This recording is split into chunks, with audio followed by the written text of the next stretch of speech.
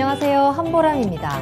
기쁨은 나누면 2배가 되고 슬픔은 나누면 반이 된다라는 말이 있습니다. 누군가와 기쁨을 공유하는 순간도 너무 좋지만 슬픔을 공유할 때 조금 더 가깝게 그리고 크게 와닿는 것 같은데요. 슬픔을 진정으로 위로할 수 있는 방법은 타인의 기쁨보다는 슬픔을 공유하는 방법입니다. 나만 그런 건 아니구나 라는 깨달음과 함께 조금은 안심이 되기도 하고 이겨낼 수 있는 힘이 생기기도 하는데요. 조금은 이기적일 수 있겠지만 뭐 어쩔 수 없죠. 자, 지금 이 순간도 여러분만 힘든 건 아닐 겁니다. 같이 공유하면서 이겨내 볼까요? 투자의 신 지금 시작하겠습니다.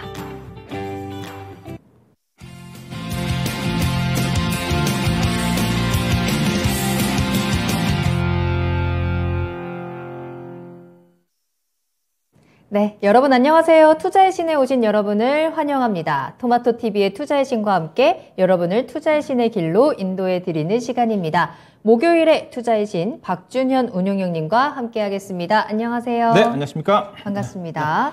자, 오늘도 운용형님과 함께 시장에 대한 포인트 짚어보고요. 여러분들의 궁금증까지 속 시원하게 해결해 보도록 하겠습니다. 저희와 함께 할 수 있는 방법 2가지 알려드릴게요. 먼저 유튜브로 함께 하시죠. 유튜브에 토마토 증권통 검색하고 들어오셔서 실시간 채팅창으로 함께 하시면 되겠습니다. 시장에 대한 궁금증도 좋고요. 종목 진단도 계속해서 함께 해볼게요. 궁금하신 종목 있으시다면 종목명, 매수가, 비중 같이 남겨주시면 되겠습니다. 자, 2번째 방법은 전화로 함께 하시는 방법입니다. 서울전화 02-325-8200번, 325-8200번으로 문의 전화 주시면 저희가 조금 더 친절하고 자세하게 함께 상담해 드리도록 하겠습니다. 자, 그럼 투자의 신 2부도 함께 하시는 분들 인사 나누면서 출발해 보도록 할게요. 하늘이님 반갑습니다. 출석하셨고요. 시간이 헷갈려요 하셨는데 어제 오늘 지금 공연 생중계 관계로 조금 늦게 시작을 하고 있습니다. 다음 주부터는 다시 원래대로 9시부터 11시까지 방송이 되니까 헷갈리지 말고 찾아와 주시면 좋을 것 같고요. 서당계 1년차님 반갑습니다. 마그마님의 이름도 보이고요. 살려님 오셨네요. 또 비추님의 이름도 보이고 있습니다. 건강이님께서 박준현 운용형님이다 라면서 하트 보내주셨는데 자, 지금부터 1시간 동안 여러분들의 이야기로 여러분들의 질문으로 채워지는 시간이니까요. 궁금한 거 있으셨다면 주저하지 마시고 내일장을 준비하는 마지막 시간인 만큼 과감하게 여러분들의 이야기를 보내주시길 바라겠습니다. 코리안갱 님도 오셨네요. 반갑습니다. 안녕하세요. 궁금한 거 같이 올려주시길 바라겠습니다. 자, 그럼 운용형님과 함께 시장에 대한 이야기부터 나눌 텐데요. 일단 7월장이 이제 내일이면 끝납니다. 그렇죠? 7월장을 우리가 잘 마무리를 하고 또 8월 준비하는 과정에서 이제 가장 중요했었던 FOMC는 한 단계 넘어왔어요. 이제 조금 전에 미국 GDP도 발표가 됐거든요. GDP는 마이너스 0.9%로 나오면서 이제 2분기 연속 역성장을 한다라는 것에 조금 더 초점을 둬야 되는 건지 아니면 요 하락폭이 좀 줄었다는 거에 초점을 둬야 되는 건지 어떻게 보실까요? 예, 오늘 밤에 이제 미국의 GDP 성장률이 어떻게 나올지 FOMC만큼의 영향력은 아닌데 주목을 했던 부분인데 뭐 0.9로 나왔네요. 네. 일단 시장의 예상치가 마이너스 1.6이었거든요. 1분기 때도 아마 마이너스 1.5였기 때문에 2분기 연속 역성장 마이너스가 나올 거다. 제가 이 시간에 그렇게 얘기를 하면서 2분기 연속 마이너스 성장을 하게 되면 실질적으로 경기 침체다. 선언을 하지는 않았지만은 이걸 근거로 해서 이제 전미 경제인 연합회인가요? 거기에서 이제 공식적으로 여러 가지 다른 지표까지 참고해 가지고 공식적으로 미국 경기가 침체다. 이제 그런 선언을 한다고 했지 않습니까? 근데 이제 마이너스 1.6보다 마이너스 0.9로 나왔으니까 상당히 좋게 나왔어요. 그래서 오늘 장중 내내 이제 페이스북 영향권 때문에 시적 부인 때문에 나스닥 선물 시장이 마이너스권에 머물러졌는데 GDP 성장률이 발표하고 난 다음에 아마 지금 현재 나스닥 선물 시장이 아마 플러스로 돌아왔을 것 같은데 현재 지금 지금 개장도 했는데 개장했겠네요. 그렇죠? 플러스로 출발하고 그렇죠. 있어요. 예, 네. 그런 영향, 즉 시장 예상치보다 경기가 나쁘지 않았다는 의미지 않습니까? 예, 그런 부분에 시장에 주목을 한 게 아닌가. 결국은 뭐 이따가 이제 좀 오늘 뭐 FOMC 체크 포인트 좀 전개드려야 되겠지만은 시장의 흐름 자체가 이제는 금리보다는 경기거든요. 경기가 얼마만큼 경기 침체는 기정사실화되는 쪽인데 얼마만큼 경기가 깊게 빠지지 침체에 빠지지 않고 완만하게 빠지면서 연착륙을 하느냐. 이런 부분이 이제 시장의 포인트가 되지 않겠나. 일단은 지금은 이제 금리는 정상화돼 가니까 경제 지표는 좋게 나올수록 시장에 긍정적이다. 예, 그렇게 좀 해석하시면 될 것 같습니다. 좋습니다. 미국 2분기 GDP가 발표가 되면서 미국 시장도 플러스로 돌아서는 모습 보여주고 있는 상황이고요. 말씀하신 대로 경기 침체에 대한 부분을 우리 시장이 어떻게 받아들이느냐, 어떻게 해석하느냐의 부분을 우리가 같이 따라가 봐야 될 것 같습니다. 그럼 바로 말씀해 주신 대로 우리 7월 FOMC에 대한 내용부터 체크포인트 한번 짚어보도록 할게요. 이제 새벽에 발표가 됐고 미국 시장에서는 굉장히 강하게 환영하듯이 반응이 나왔더라고요. 어떤 내용이 있었는지 한번 정리해 보겠습니다. 네, 그렇죠. 저도 이제 FOMC가 악재 해소로 작용을 하면서 시장은 상승 전환할 거다. 그렇게 얘기를 하고 있는 쪽이고 네네. 아마 지난주 제가 이 시간에 출연해서도 베어마켓 랠리가 시작됐다 그렇게 얘기하지 않습니까? 네네. 그래서 우리 시장도 FOMC 이후에 지금 베어마켓 진행이 되고 있지만 추가적으로 진행이 좀 될 거다 얘기했던 건데 이제 그런 어떤 부분이라고 봐야 될 것 같은데요. 일단은 전일 FOMC를 좀 체크를 해봐야 되는 건데 일단은 시장 예상대로 거의 컨센에 부합할 정도로 75pp 금리 인상은 단행이 됐습니다. 연준 위원들 11명이 모두 75pp 금리 인상에 찬성을 했어요. 네. 지난 6월 달에도 캔사스 시티인가요? 일부 연준 위원만 50pp 인상을 주장을 했고 대부분 다 75pp 금리 인상을 했었는데 이번엔 다 11명 모두 75pp 금리 인상에 찬성했다. 그래서 2달 연속 자이언트 스텝에 해당되는 금리 인상을 했다. 좀 봐야 될 것 같은데요. 네. 그러다 보니까 시장에서는 어느 정도 예상을 했기 때문에 시장에서 상당히 어제 긍정적으로 반응했지 않습니까? 나스닥 시장이 무려 4% 가까이 급등을 했고 그다음에 미국의 국채 수익률도 떨어졌고 달러도 소폭이 나와 지금 106 초반대까지 좀 떨어졌고요. 그다음에 국제유가라든가 원자재 가격이 3% 정도 전후에 반등을 했다는 거죠. 이 부분은 무슨 말이냐? 시장이 이제 어느 정도 알고 있던 부분이기 때문에 불확실성 해소로 인정이 되면서 어느 정도 위험자산 선호 현상 쪽으로 시장이 바뀌었다. 네. 그렇게 해석해 볼 수가 있는 거죠. 일단은 어제 이제 긍정적으로 반영했던 것 자체는 이제 시장의 예상치에 부합하는 건 나왔지만은 어제 이제 파월 의장의 기자회견 발언 내용에서 이제 주목을 했다고 봐야 될 것 같은데 여전히 이제 파월 의장의 발언을 보게 되게 되면 인플레이션에 대한 강한 억제 의지는 여전히 강조를 했습니다. 네. 인플레이션이 중요하다. 그러면서 또 경기와 관련된 부분 자체도 약간 부정적인 얘기를 했어요. 생산이라든가 소비 자체가 6월에 비해서 약화가 되고 있다. 6월 달 같은 경우는 미국의 경기가 좋다고 그랬거든요. 근데 약간 부정적으로 얘기를 했어요. 그러면서도 이제 연준의 이제 이번 금리 인상을 통해 가지고 이제 2.5% 정도까지 금리가 올라왔지 않습니까? 네네. 2.5%가 연준이 목표하는 본래 중립금리 수준입니다. 최근에 물가가 워낙 높다 보니까 컨센이 3.5 정도까지 올라간 상태인데 즉 중립금리까지 이번 금리 인상을 통해서 달성을 했기 때문에 향후에는 좀 더 신중하게 접근하다. 그 신중한다는 자체는 일단은 물가의 안정 여부와 그다음에 경기도 함께 보겠다. 경기도 함께 보면서 데이터를 여러 가지 참고해가지고 함께 고려를 하겠다. 지금까지는 워낙 인플레이션이 높기 때문에 다른 건 안 보고 금리 인상을 했는데 이제부터는 경기도 좀 보면서 경기가 만약에 안 좋으면 금리 인상 속도를 늦춘다든가 그런 의미를 해석한 거죠. 그래서 어제 그런 어떤 부분들, 유연한 통화정책 시사 부분 자체가 시장에 긍정적으로 반영을 했다. 그래서 시장은 일단은 연준의 통화정책보다는 일단은 시장 자체가 경기 쪽으로 쏠렸는데 파월 의장이 보는 현재 경기에 대한 전망치 앞서 얘기했다시피 현재 경기는 둔화는 분명히 맞다. 그렇지만 이제 일부에서 얘기하고 있는 경기 침체는 아니다. 오늘 이제 GDP 성장도 나타났지만은 그 전에 GDP 성장 발표하기 전에 백악관이라든가 앨런 재무장관도 그런 얘기를 했거든요. 앨런 재무장관 같은 경우도 현재 경기 침체 수준은 아니다 얘기했고 그다음에 바이든 같은 경우도 앞서 이제 GDP 성장 오늘 발표가 되는데 GDP 성장률이 마이너스가 나온다 한다 하더라도 지표는 나온다 한다 하더라도 경기 침체는 아니다. 그런 쪽으로 얘기를 했거든요. 경기에 신경을 쓰고 있다는 의미죠. 그래서 경기 회복에 대한 자신감을 필요로 했다. 이렇게 봐야 될 것 같고요. 결국 이제 GDP 성장률이 좋게 나왔으니까 파월 의장의 발언이 일정 부분 힘을 실어주는 게 아닌가 봐야 될 것 같고요. 그 다음에 중요한 것 자체는 이제는 연준의 통화정책 내용으로 봐서는 앞서 이제 경기까지 본다는 것 자체는 경기가 안 좋아지게 되면 시장에서는 지난 시간에 얘기했다시피 빠르면 내년도 1분기, 2분기 때 내지는 어제 같은 게 이제 내년도 9월달 얘기를 하더라고요. 9월달 정도에서는 빠르면 3월, 늦어도 9월 달부터는 금리가 하락하는. 그리고 시장에 지금은 금리 인하 쪽에 배팅을 하고 있다. 그래서 시장 상승하고 있다.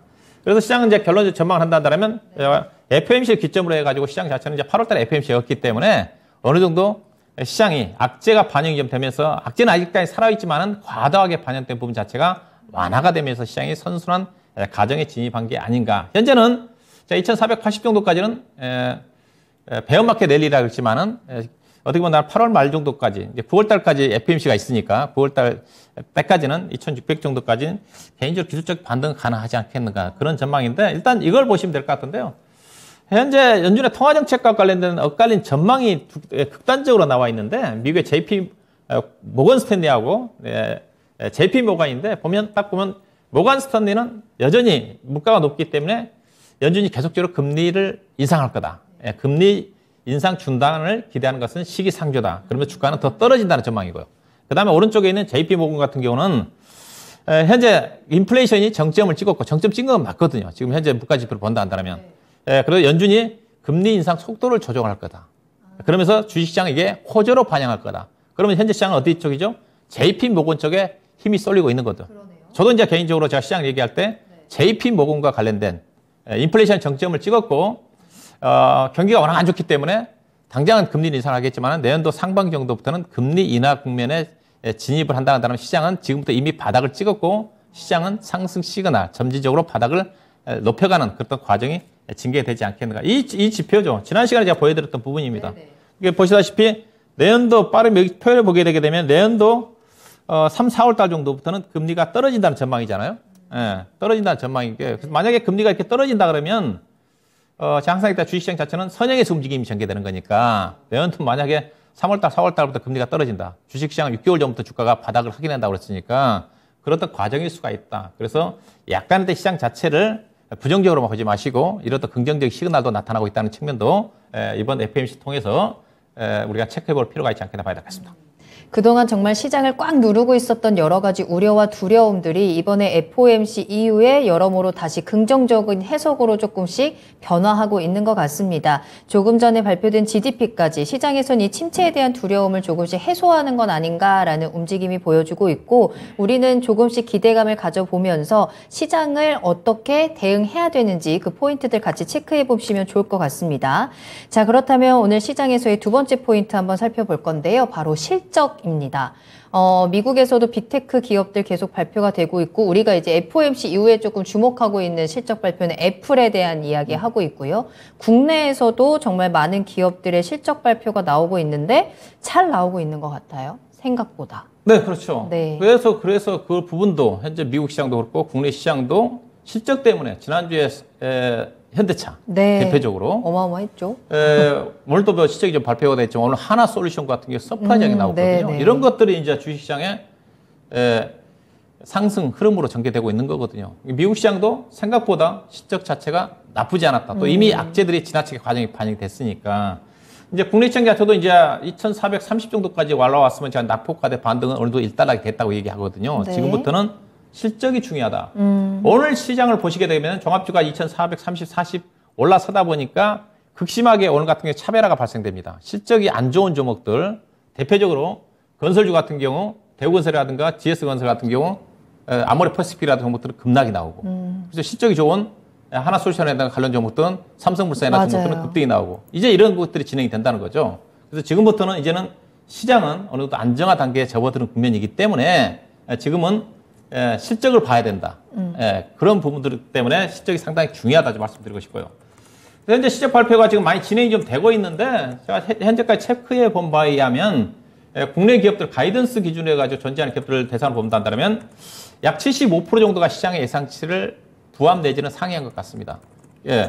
미국 같은 경우는 대체적으로 한 78% 정도 시장 예상치를 상회하는 쪽이거든요. 우리나라도 이 정도 되면 상당히 좋은 겁니다. 그러네요. 우리나라가 실적시 아무리 서프라이즈가 80% 넘지는 않았거든요. 상당히 예상보다 좋다. 이 부분도 우리나라도 최근에 경기 침체 이슈가 부각되면서 가이던스가 많이 하향 조정된 영향이 있지 않나 생각되는데 지난주부터 현대차가 실적이 좋게 나오면서 실적이 그동안 계속적으로 하향 조정이 되다가 이번 주 들어서는 상향 조정됐습니다. 원래 연초에 2월달, 3월달까지만 한다 하더라도 우리나라 올해 상장회사들의 단기 순이익이 184조 원 정도를 예상했거든요. 근데 최근에 이제 경기 침체 우려가 부각되면서 실적이 하향 조정되면서 173조 원까지 떨어졌는데 현대자동차 발표 이후에 지금 176조 원으로 상향 조정됐어요. 추가적으로 이제 오늘 또 실적 좋게 나왔기 때문에 약간 상향 조정 예질이 있지 않겠나 생각이 좀 되는데 이게 실적이 좋은 업종은 자동차, 철강, 그다음에 정유, 상사, 2차전지, 소재, 현재까지 태양광 쪽인 것 같고요. 그다음에 부진한 쪽은 은행, 그다음에 증권, 건설 많이는 발표되어 있지는 않았지만 주 업종 대표적인 종목들이 발표가 됐으니까. 근데 이번 2분기 실적의 특징은 뭐냐? 업종 내에서 극심하게 차별화가 심하다. 근데 건설업종 같은 게 대우건설 같은 경우는 쇼크지만은 삼성 엔진이라든가 대림산업 같은 게 무난하고 그다음 건설기계 같은 경우도 현대건설기계는 안 좋게 나왔지만은 오늘 봤을 때 두산 바켓이라든가 현대두산 인프라코는 좋게 나오고 그런 것들이 극심한 것 같습니다. 그런데 화장품 같은 경우도 LG생활건강가 무난하게 나왔지만은 아모레퍼시픽 같은 경우는 적자 전환했거든요. 그 정도 심하다. 그래서 향후 시장 자체가 업종 내에서도 주가 움직인다 하더라도 실적에 따라서 차별화가 전개되지 않겠는가. 그럼 잘 골라요. 참고로 이번 주에 실적 많이 발표가 됐는데 이번 주에 발표된 기업 중에서 어닝 쇼크가 발표된 기업과 그다음에 제가 실적이 서프라이즈가 난 종목들을 좀 추려봤는데요.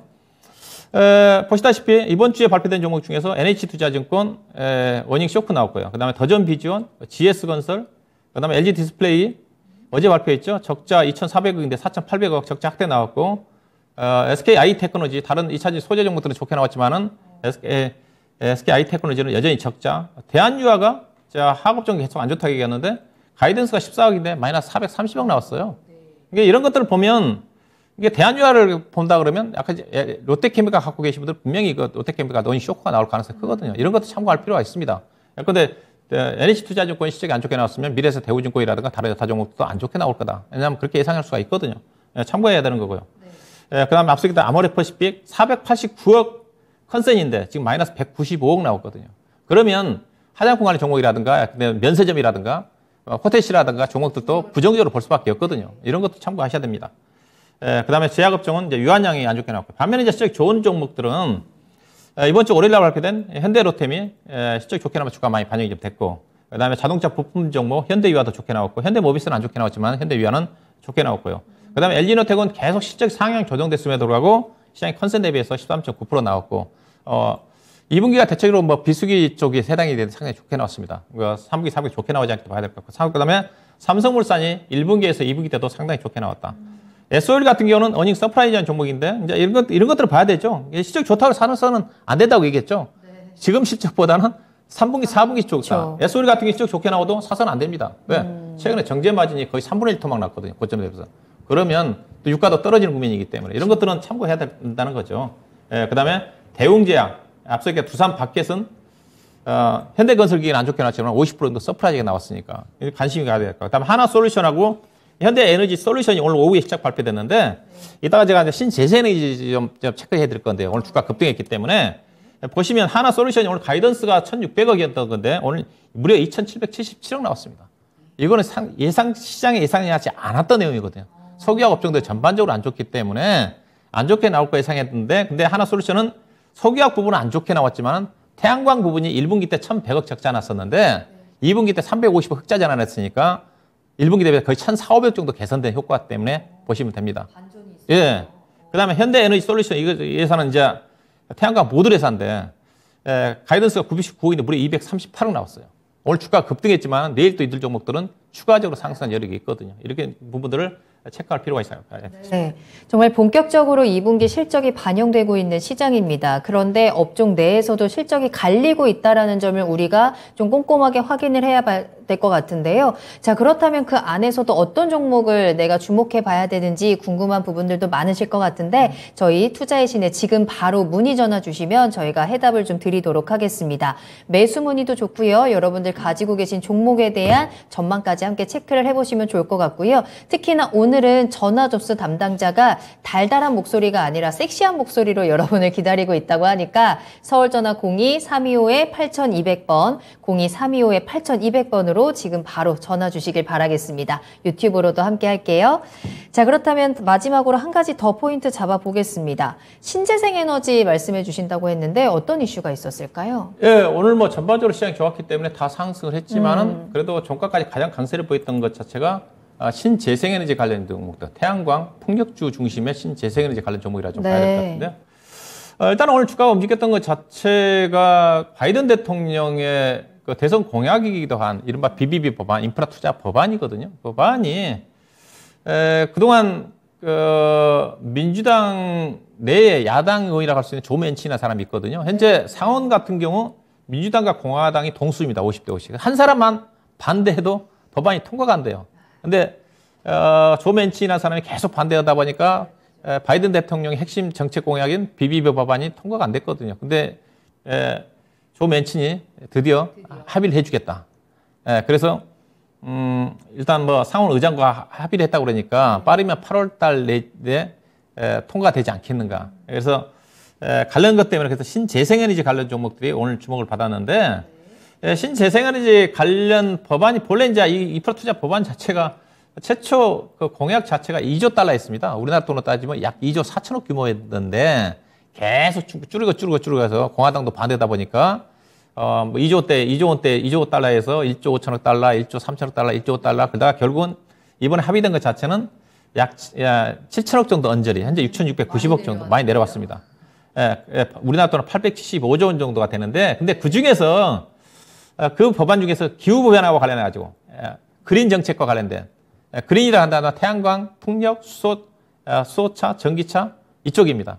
이쪽과 관련된 쪽에 투자할 수 있는 예산안이 약 3,690억 정도가 집행이 될 거다. 그러니까 전체 예산안 중에서 반 정도가 기후변화와 관련해가지고 또 최근에 워낙 지금 유럽을 중심으로 해서 지금 날씨가 덥잖아요. 뭐 40도가 넘어간다 그러니까 그래서 바이든 대통령이 뭐 비상 명령까지 해가지고 조 맨친이 합의를 안 해주면 집행한다고 그랬었는데 결국 합의해서 이제 통과가 좀 될 것 같은데 이게 관련해서 이제 태양광이라든가 풍력이라든가 수라 전기차 쪽에 이게 지원 정책이니까 아마 이 부분 자체가 긍정적으로 영향을 미치지 않겠는가. 그래서 이거 발표가 난 다음에 미국 시장에서 태양광이나 풍력 관련 종목들 시간에서 많이 떴거든요. 그래서 우리 시장도 그런 영향을 받았는데 일단은 그 풍력 관련 종목들이 앞서 표를 보시다시피 하나솔루션이라든가 현대 에너지 솔루션이 단순한 테마가 아니라 실적이 따라주고 있다는 거죠.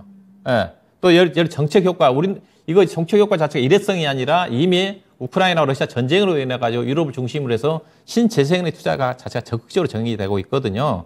그렇게 본다 한다면 신재생에너지 관련 부분 자체도 또 국내는 최근 들어서 약간 이제 신정부가 약간 원전 쪽에 많이 치우치다 보니까 신재생에너지 쪽에 투자가 좀 미뤄지는 부분도 있지만은 세계적인 추세이기 때문에 이 부분 자체는 계속적으로 투자가 전개되지 않겠는가 봐야 될 것 같은데요.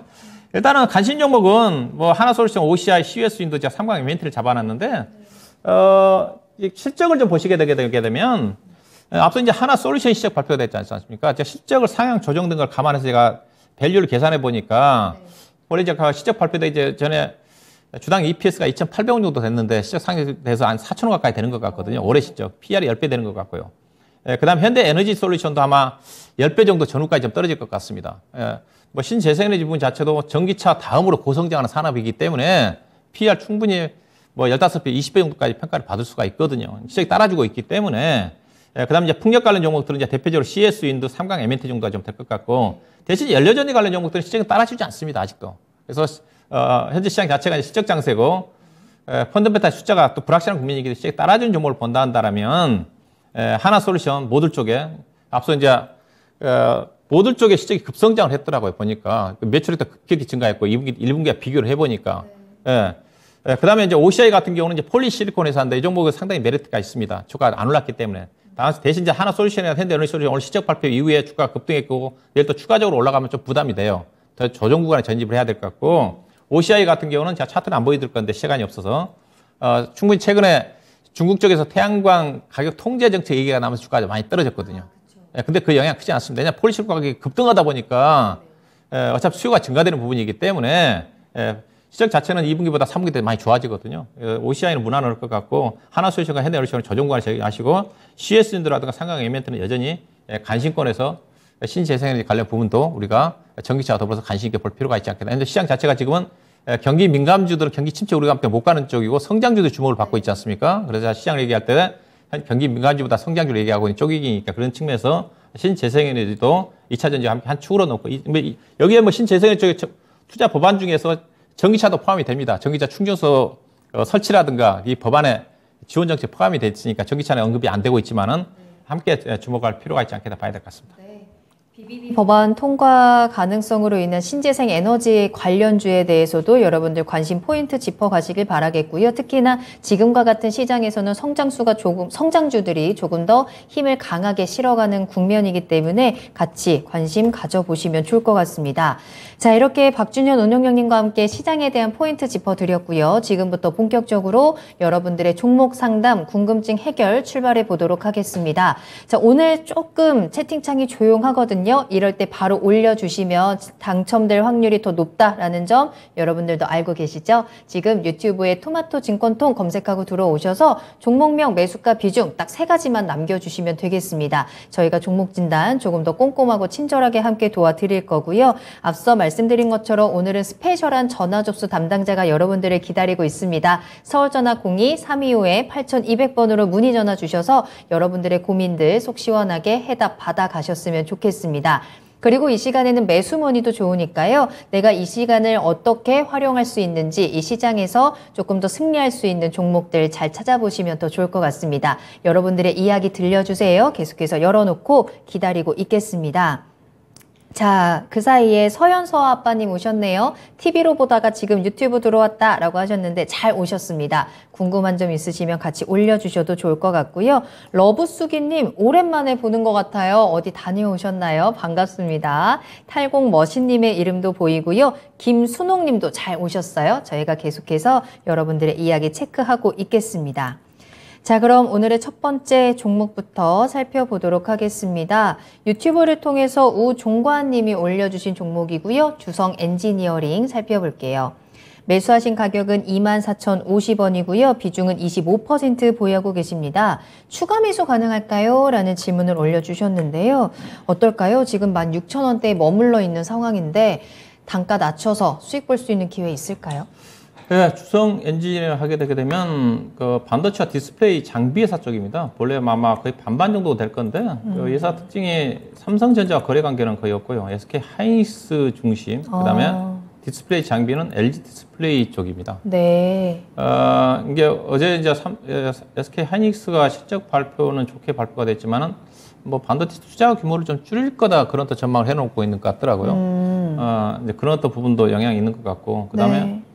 LG 디스플레이는 이제 적자가 났으니까. 근데 예사 실적은 지금 최대 실적이에요. 1분기 때도 이미 작년도 이상의 실적을 좀 발표를 좀 했고, 가장 서프라이즈 실적이 드라마틱하게 좋아지고 있는 회사인데, 근데 지금 이제, 앞서 이제 그 미국 쪽에 바이든 정부의 정책상 BBB 법안 통과 얘기가 됐지만은, 네. 미국 쪽도 지금 반도체 투자와 관련된 법안이 지금 지원 정책으로 통과됐잖아요. 지금. 예. 근데 지금 반영이 안 되고 있습니다. 어제 미국 시장 같은 경우는 그렇죠. 어제 미국 시장 그래서 필라델피아 반도체 지수가 무려 4.7% 급등했지 않습니까? 네네. 그러면 오늘 우리 시장도 그런 것들이 반영이 돼야 되는데 장비 종목들이라든가 지금 안 되죠. 예, BBB 법안만 되는 거고 예, 좀 아쉽죠, 했어요. 지금 뭐 최근 들어서 미국 시장의 반도체 관련 종목들 잘 올라가는데 오늘 SK 하이닉스 떨어졌지만은 예, 아무래도 수급 여건이 있는 게 아닌가. 우리 시장 자체는 지금 코스피도 마찬가지고 코스닥도 마찬가지고. 한쪽이 강하게 치고 올라가면 다른 쪽은 못 갑니다. 그런데 오늘 같은 경우 2차 전지 관련된 종목들, 양극재 관련 종목도 쉬었지만은 포스코 케미칼이 급등이 나왔고, 그 다음에 이제 전해질 유지에 관련된 종목들이 많이 올랐거든요. 후성도 좀 그렇고, 첨보라든가, 그리고 앞서 얘기했다시피 또 신재생에너지 관련 종목도 또 급등이 좀 나왔고, 그러다 보니까 그렇다면 이런 국면 쪽에서 못 가는 거, 제약바이오 못 가는 거고, 못 가는 거죠. 그래서. 그 다음에 반도체 장비 종목까지 올라간다. 그럼 지수가 급등이거든요. 그게 쉽지가 않습니다. 그러니까 신재생에너지라든가 2차 전지 관련 종목들이 움직일 때 반도체 장비라든가 소재 관련 종목들이 시장의 주목을 덜 받아요. 코스피도 마찬가지입니다. 그런데 삼성전자라든가 SK 하이닉스가 주가 떠버리면 다른 것도 못 가요. 두 종목이 올라가면 지수가 올라가 버렸기 때문에. 지금 그렇다고 지수가 지금 2430인데 삼성전자가 2% 3% 올라가고 SK 하이닉스 올라간다 그러면 지수가 40포인트 50포인트 올라가거든요. 그러면 당장 저항권이거든요. 그런 국면입니다. 그래서 반도체 장비 종목들이 부진했던 것 자체는 그런 모멘텀에도 불구하고 다른 쪽에 기가 눌려가지고 못 간 게 아닌가. 이게 다른 예 그렇죠. 오늘 오닉 IPS 같은 게 떨어졌는데 근데 반영이 좀 될 것으로 봐요. 했어요. 오닉 특히 이제 주성 엔지니어링 같은 경우는 실적이 좀 사상 최대적이기 때문에 올해만 단기 수익이 아마 1,000억이 넘어갈 겁니다. 근데 PR이 6배, 7배인데 근데 지금 다른 반도체 장비 종목들도 지금 5배, 6배 정도가 떨어진 것들이 많거든요. 그래서 비싸다 보시면 될 것 같습니다. 주가는 차트는 최대치이기 때문에 주가는 안 빠져요. 바닥입니다. 움직일 때가 좀 됐다고 보고 있는 쪽인데 비중이 2만 맞네요. 또 2만 4천 원대 사셨네요. 2만 4천 원 넘게 사셨는데 뭐 한 10% 정도 물타기가 될 것 같습니다. 그래서 바닥은 다졌어요. 했어요. 15,100원대가 저점이고 저점에서 약간 지금 8% 정도 언저리 정도 올라와 있는데 21동 평균선이 지금 돌아서고 있거든요. 21동 평균선이 지금 15,000 지금 16,200원이 16,200원대 정도 되는 건데 현재 16,450원이니까 살짝 위거든요. 여기 지지가 될 것 같습니다. 한 10% 정도 물타기 하셔가지고요. 현재 시장 여건을 감안하면 물론 시장이 좋으면 이 종목도 우리 시장의 매수한 가격도 24,000원까지 가겠지만은 현재 때 시장 여건을 감안하면 길적으로 본다 한다고 딱 지금 보면 2만 원대가 강력한 저항선이거든요. 여기 매물층인데 여기를 돌파하기는 어려워 보입니다. 또 주가 자체가 여기를 이탈하면서 깨져버렸기 때문에 이 선이 저항선이에요. 딱 2만 원이네요. 2만 원 나오네요. 이 정도까지. 그래서 현재 정도 한 10% 정도 좀 추가 매수하시게 되면 단가가 아마 2만 1,000원대 정도까지 떨어지겠네요. 대충 2만 1,000원, 2만 500원 정도. 예. 그래서 물타기 좀 하셔가지고 2만 원 정도 언저리 정도를 일단 1차적인 반등 목표로 보고 접근하시면 될 것 같습니다. 알겠습니다. 주성 엔지니어링 뭐 여러 가지 모멘텀들 가운데 그래도 좀 다행인 점은 실적이 받쳐주면서 바닥을 좀 다지고 있는 상황이라는 점 때문에 추가 매수해서 대응이 가능하겠습니다. 지금 시점에서 한 10% 정도 물타기를 하신 다음에 2만 원 목표가로 한번 대응 전략 잘 참고해 보시길 바라겠습니다.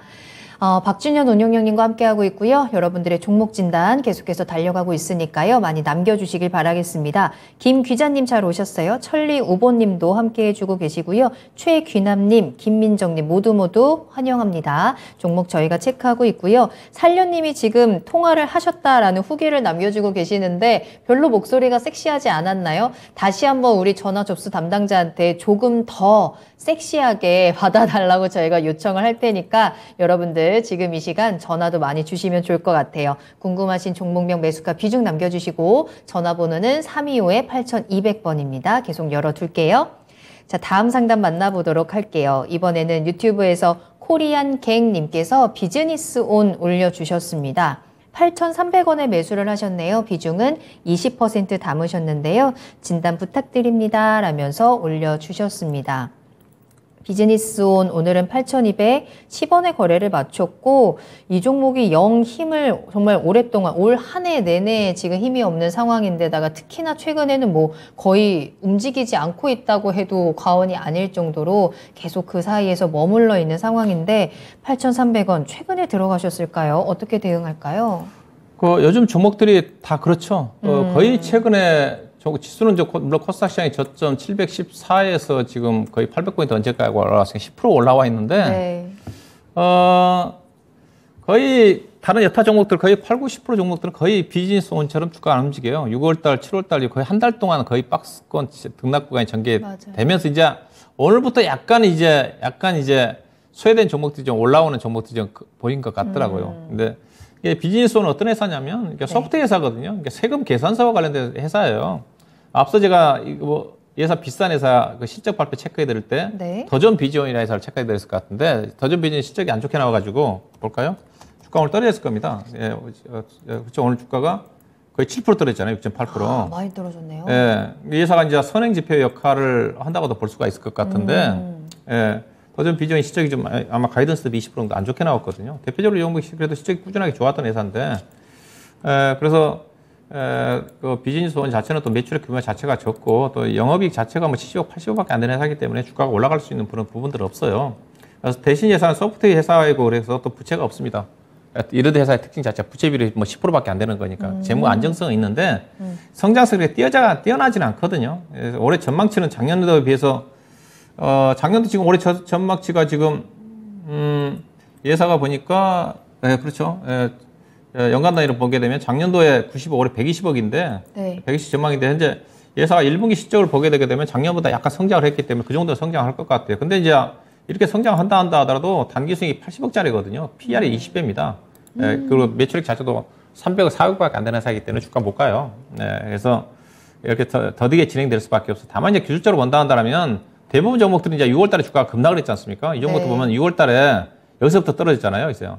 이 정도까지는 가능성이 있어요. 이 정도까지는. 근데 다른 거에 비해서 더디게 진행될 수밖에 없습니다. 규모 자체가 적고. 그래서 이게 뭐 딱 반등이 나올 수 있는 가격대가 이제 9,700원 정도, 언저리 정도 되는 거니까 여기, 이 수준 정도까지는 잘하면 기대를 해볼 수가 있겠죠. 그 이상 보지는 마시고 12,000원, 8,300원 사셨네요. 네, 뭐 최근에 사셨네요. 그렇죠. 최근에 사셔가지고 지루해서 오르신 것 같은데 네. 바닥권에 진입한 것 같은데 재무는 안정성이 뛰어난 회사이기 때문에 주가는 빠질 것 같지 않은데 다만 목표 수익 자체가 짧게 접근해야 될 것 같고요. 9,000 아마 700원 정도, 600원, 700원 정도가 적정하게 매도할 수 있는 그런 가격대가 되지 않겠는가 그렇게 보시면 될 것 같습니다. 알겠습니다. 자, 비즈니스온 상담 도와드렸는데요. 기술적으로 반등은 가능하겠습니다만 시간은 좀 필요할 것 같습니다. 여유 있게 좀 바라보시면서 9,700원 정도 반등 가능성 체크해 드렸거든요. 한번 참고해 보시길 바라겠습니다. 쌍문동 무스타치님, 이전에도 한번 오셨던 것 같은데 반갑습니다. 오랜만에 보니까 반가운데요. 계속해서 함께 해 주시길 바라겠습니다. 계속 전화 열어둘 거고요. 그리고 채팅창 열려 있으니까요. 토마토 증권통 검색하고 들어오셔서 여러분들 궁금한 부분들 남겨주시길 바라겠습니다. 자, 그럼 계속해서 다음 상담 만나보겠습니다. 이번에는 전화로 이야기 나눌게요. 안녕하세요, 시청자님. 예, 안녕하세요. 네, 안녕하세요. 반갑습니다. 예, 예. 네, 자, 종목에 대한 이야기부터 바로 갈게요. 어떤 종목 궁금하실까요? 예. 아모레지요. 아모레지 매수가랑 예. 비중 어떻게 되세요? 예, 예. 6만 원에 비중 20%요. 6만 원에 20%요. 예, 예. 이 종목 너무 속상하실 것 같은데요. 그렇죠? 예, 예. 근데 오늘 또 실적과 함께 조금 더 내려가는 흐름이 나타나서 좀 답답하실 것 같은데 자, 어떤 예. 점을 해결해 드릴까요? 예, 예.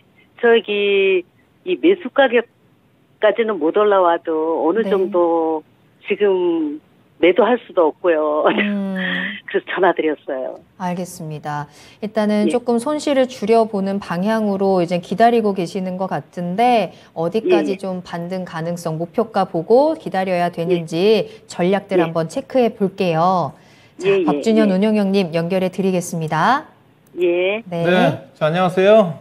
예, 안녕하세요. 상당히 오래되셨네요. 그럼 이거 사신지. 그렇죠. 예. 몇 년 됐죠?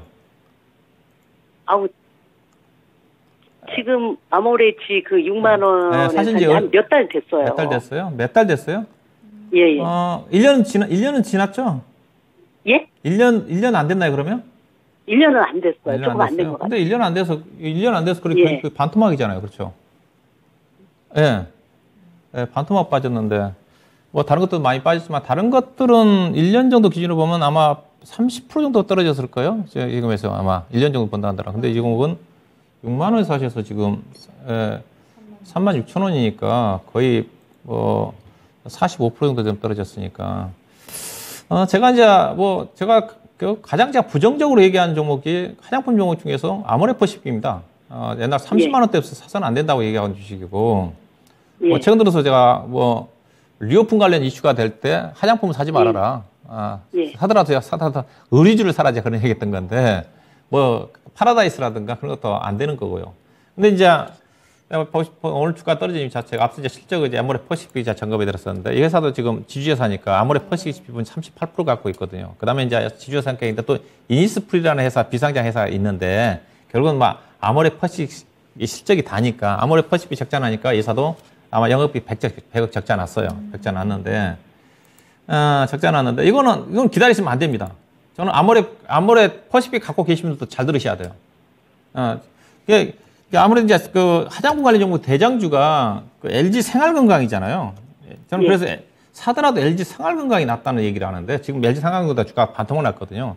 LG 생활건강은 예상치 부합한 실적이 나왔어요. 대신 LG 생활건강은 이런 생활용품 쪽에도 매출 비중이 있어서 화장품과 반반 정도 좀 되는데 이게 밸류를 본다 하더라 LG 생활건강이 지금 PR이 24배거든요. 내년도 17배인데 결국은 이 종목이 아모레지가 가기 위해서는 뭐겠습니까? 아모레퍼시픽이 가야 되잖아요. 아모레퍼시픽이 밸류가 어떠냐?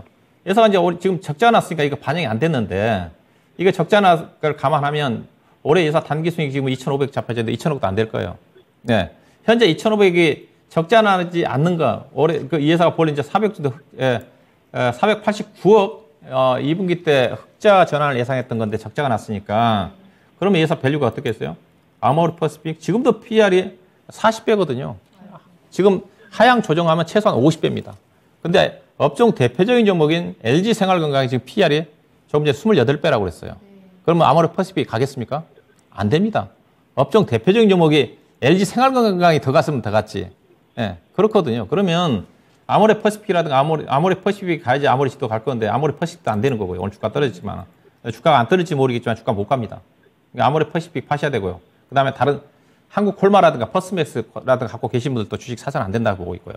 예, 안 된다고 보고 있고 지금도 뭐 코로나가 확산이 좀 되고 있는 그런 부분이기 때문에 그래서 매수 가격까지 기다리지 마시고요. 아쉽지만 이거 가지고 있어도 안 되는 주식이에요. 오늘 뭐 거의 이제 신저가 근처까지 임박을 했는데 이제 약간의 기술적인 반등은 오늘 빠진 정도까지는 기다리면 올 수는 있다고 봐요. 오늘 뭐 7% 정도 떨어졌으니까.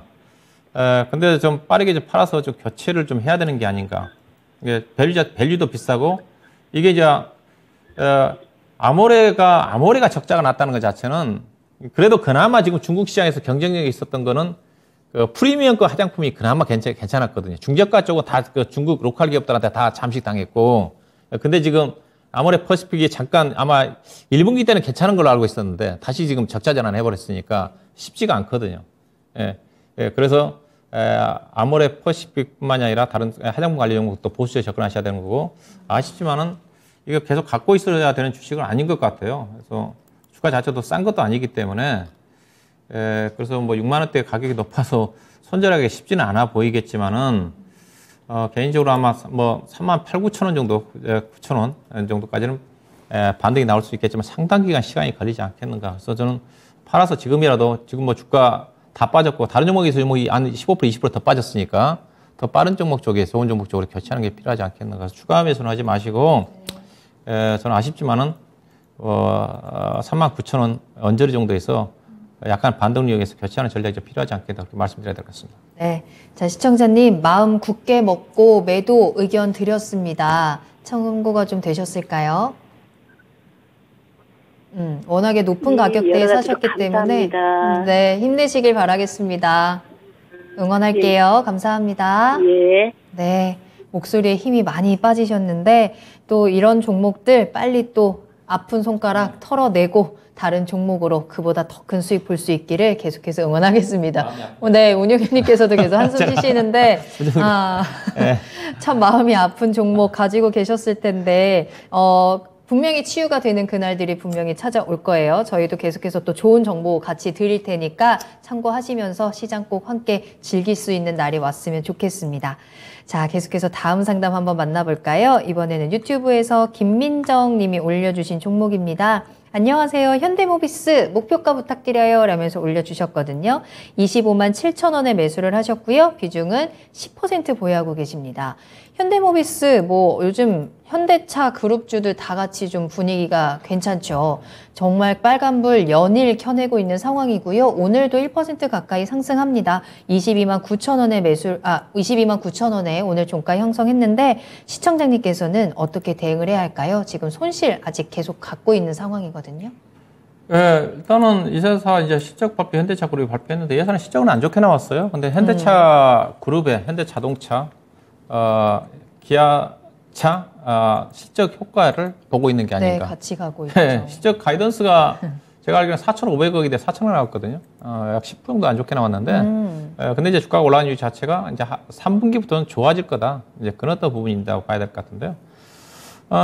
일단은 현대차라든가 기아차 가지고 계신 분들 많아서 덧붙여서 말씀 좀 드리면, 일단은 실적 이게 좋게 나온 부분 자체가 이제 생각보다 주가가 빠르게 못 가잖아요. 물론 주가가 안 빠졌던 부분도 있는데, 이런 부분도 있습니다. 현대차 실적 좋은 부분 자체가, 영업이익이 아마 현대차가 2조 9천억 나왔어요. 가이던스가 2조 2천 8천억이었으니까 6천억 정도 더 나왔거든요. 더 나왔던 것 자체는 환율 효과입니다. 환율 효과가 6천억 정도 반영이 됐고. 근데 환율 효과는 일회성 이익으로 봐야 되거든요. 환율이 결국 떨어지면 다음 달에 안 나오는 거니까. 그 다음에 이제 자동차 믹스 효과, 고부가치, 제네시스를 중심으로 해서 기아차 같은 경우 SUV 차량이 많이 팔렸고 차량 판매 세 수는 줄었어요. 근데 이제 차량의 반도체가 부족하다 보니까 고부 가치 쪽에 생산량을 많이 늘렸던 것 같아요. 예, 이제 이런 효과를 봐야 될 것 같은데 그다가 지금 차량이 없어서 못 파니까 영업사원들한테 줬던 인센티브를 안 줬거든요.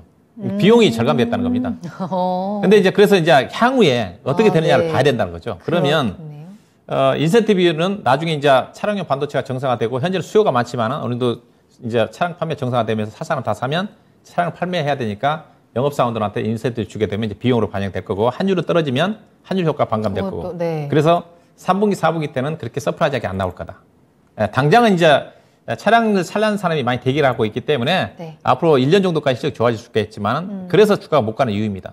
그래서 미국의 자동차 관련 종목들이 간밤에는 포드라든가 실적 좋았지만은 GM이라든가 주가들이 지금 거의 반토막이거든요. 고점 대비해서. 근데 현대차, 기아차는 거의 연중 고점 대비해서 10% 정도까지 올라와 있으니까 네. 이제 그런 부분들입니다. 이제 그래서 제가 현대차, 기아차 갖고 계신 분들한테는 가장 현재로서 무난하다. 근데 제가 이런 얘기를 현대차, 기아차 갖고 계신 분들은 주가가 약세 국면에서 시장이 빠질 때는 강하고 오늘처럼 주가가 올라갈 때는 못 간다. 오늘 그런 흐름이거든요. 다른 거 갈 때 못 간다. 가격 메리트가 없기 때문에. 예. 자, 현대모비스는 어떻게 해야 되느냐? 현대모비스는 현재 PR 기준에서 7배 되는 수준이기 때문에 본래 이제 부품 종목이 완성차에 비해서 좀 더 높게 평가를 받아야 되거든요. 예, 받아야 되는데 그래서 뭐 실적은 안 좋게 나왔지만 현재 주가 순위 자체는 쌉니다. 그래서 충분히 좀 우상향하지 않겠는가. 차트가 최근에 이제 고점을 돌파하고 있는 쪽인데, 근데 높게 목표를 보지 마세요. 자동차가 그렇게 프리미엄을 받을 수 있는 정도는 아니라고 그랬으니까. 앞서 얘기했다시피 현대차, 기아차가 정말로 잘 나간 이유 자체가 다른 나라 유럽이라든가 미국의 자동차들 같은 경우는 정말 안 좋거든요. 근데 지금 독보적으로 지금 현대차, 기아차가 유럽 시장이나 미국 시장에서 가장 점유율이 시장 점유율이 높습니다.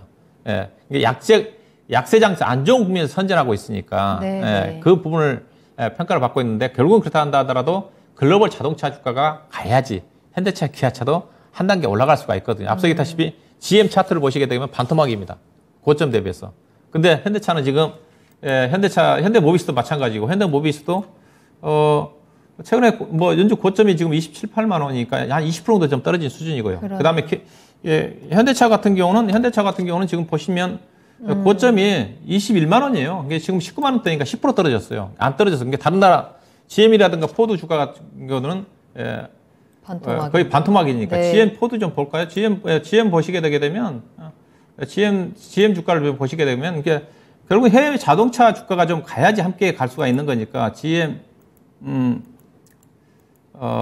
미국의 자동차 주가도 자동차에 관심이 좀 많으니까 네.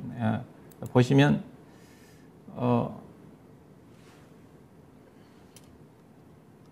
GM? 예, GM, 네. GM이 어디 갔을까요? 못 찾겠네. 예, 네. 예, 앞에 넘어가도록 하겠습니다. 못 찾겠네. 네.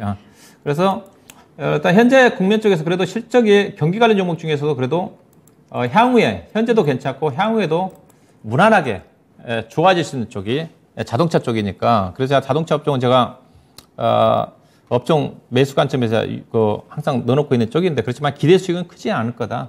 25만 원 정도까지는 무난하게 상승할 것 같습니다. 그게 현재 23만 원이니까 10% 정도 언저리 정도 그 정도까지는 꾸준하게 우상향하지 않겠나. 다만 주가가 올라왔기 때문에 뭐 매수하실 분들은 따라가서는 안 되는 거예요. 조정 구간에서는 현재 가격대 10% 정도는 목표 수익 가능하지 보시면 될 것 같습니다. 네. 자, 이렇게 해서 현대모비스까지 진단 도와드렸습니다. 이제 내일장에 대한 준비를 해봐야 될 것 같은데요. 살려님이 그 사이에 슈퍼챗 보내주셨는데요. 감사합니다. 우리 토비의 제로투를 응원하면서 보내주셨는데 아마 연습 열심히 하고 있지 않을까라는 부분들 전해드리면서 우리는 내일장 준비 한번 해보도록 하겠습니다. 앞서 말씀드린 대로 내일은 이제 7월의 마지막 거래일이고요. 다음 주부터는 8월장이 시작이 되는데 어떤 포인트 잡을까요? 네, 뭐 지난주 제가 얘기했던 거하고 거의 비슷하더라고요. 보니까요. 뭐 다른 내용이 없는데 시장은 이제 꾸준하게 저점을 높이고 있는 쪽인데 일단은 여러 가지 악재들은 살려 있지만은 변수 자체가 너무 과다하게 반영이 좀 됐고 그래서 조금 완화가 좀 되고 있었다. 그래서 이 부분이 시장에 상승 요인을 작용하고 있다. 그래서 현재 시장은 베어마켓 약세 국면 쪽에서 기술적인 반등이 전개되고 있다. 미국 시장은 이제 이미 나스닥 시장이 지금 12,000포인트까지 올라왔으면 거의 저점에서 거의 15% 가까이 올라왔어요. 14몇 프로. 나스닥 시장이 약 35% 정도 떨어졌는데 네. 그러면 하락폭의 거의 반 정도 되돌림이 나왔으니까 40% 정도 반등이 나왔으면 베어마켓 랠리거든요. 근데 우리나라는 아직 부진합니다. 코스피가 아마 저점에서 한 6, 7% 정도? 코스닥 시장은 아마 13% 정도 나왔을 거예요. 그러니까 코스닥 시장이 많이 올라왔습니다. 그래서 일단은 우리 시장은 그래도 여전히 국내 시장 자체는 부진하니까, 제가 뭐 7월달 지수 반등 목표치 2,480 정도로 얘기하고 있는 쪽인데, 내일이기 때문에 쉽지는 않아 보이지만은, 일단은 좀 2,480 정도까지는 기술적 반등이 가능하지 않겠는가. 그 다음에 8월달은 뭐 잭슨홀 미팅 외에는 다른 변수가 없습니다. 네. 그래서 앞서 얘기했다시피, 좀 무난하게 안정적으로 움직임이 전개될 것 같고, 그 다음에 이제 9월달 접어들게 되게 되면, 이제 다시 FMC에 대한 주목을 할 것 같은데, 근데 제가 이제 시장을 긍정을 보는 자체는 연준의 여러 가지 정책 기대거든요. 그러니까 여러 가지 뭐 비비 법안도 그렇고, 반도체에 대한 투자 부분이 있고, 그 다음에 지금 시진핑과 바이든 간에 지금 대화 예정이 되어 있지 않습니까? 그 관세 부분이거든요. 이런 것들이 이제 경기와 관련된 쪽으로 관심이 쏠린다는 겁니다. 이게 이제 주가의 상승 요인이에요. 예, 오늘 BBB 법안 자체도 어떤 투자 심리를 개선시키는 역할을 했지 않습니까? 네네. 그래서 지금까지는 물가 때문에 이런 경기 부양책을 신경 안 썼던 건데, 이런 어떤 정책적인 바이든 정책 변화들이 나올 수가 있는 부분 자체가 또 기업들이 실적 자체가 생각보다 좋기 때문에 주가에 따라 상승을 견인하는 역할을 하지 않겠는가, 그렇게 보시고요. 그 다음에 이제 전략으로 따지면, 여전히 그래도 경기 침체 부분 자체가 이슈가 되기 때문에 경기 민감지들은 주도주가 될 수가 없습니다. 대신 순환 상승하다 워낙 싸기 때문에. 그다음에 그래서 오늘처럼 성장주가 실적 좋은 종목들이 주도를 한다. 오늘도 성장주 상당히 강하지 않습니까? 네네. 그래서 전략으로 따지면 가급적 가치주보다는 성장주. 그러니까 가치주 쪽은 순환매 관점 접근하셔야 될 것 같고, 그다음에 이제 2,430부터는 수급이 중요하다고 그랬었는데, 수급이 그렇게 아직 뚜렷하게 좋아지지 않는 쪽이기 때문에 가벼운 쪽 코스피보다는 코스닥 시장, 그다음에 대형주보다는 중소형 종목들. 이게 주가가 올라가면 수급이 중요하고, 그다음에 대형주 같은 경우는 이제는 오늘 같은 경우 주가가 밀린 이유 자체가 공매도가 다시 나옵니다. 주가가 올라가니까. 그게 공매도 대상이 되는 것들이 코스피 200 종목하고 네. 코스닥 150 종목이지 않습니까? 네. 다 대형주들이거든요. 이런 것들이 이제 주가가 올라가면 올라갈수록 또 공매도가 또 수급 불안을 작용하거든요. 그래서 저는 그래서 가벼운 쪽이다. 그래서 관심은 앞서 얘기했다시피 IT 자동차, 제약바이오, 2차전지, 시스템 반도체, 신재생, 의료기 이쪽이 이제 성장하는 쪽이거든요. 여기에서 대신 실적 성장하는 종목을 잘 선정을 해야 될지 봐야 되겠습니다. 네. 자, 시장의 시선이 물가에서 경기로 이동을 하는 과정에서 여러분들 주목해야 되는 포인트들 또 섹터들 짚어드렸으니까요. 한번 잘 참고해 보시면 좋을 것 같습니다. 자, 그렇다면 운영형님과는 여기서 먼저 인사드리도록 할게요. 오늘 감사합니다. 네, 고맙습니다. 네, 오늘 저희가 방송에서 전해드린 내용은 투자 판단에 대한 참고 자료입니다. 투자는 투자자 본인의 책임과 판단에 따라서 이루어져야 한다는 점 다시 한번 유의해 주시기 바랍니다. 또 참고로 내일 미스터 진단 역시 9시 반부터 11시 반까지 진행된다는 점 꼭 알려드리도록 하겠고요. 저는 다음 이 시간에 돌아오겠습니다. 시청해주신 여러분 고맙습니다.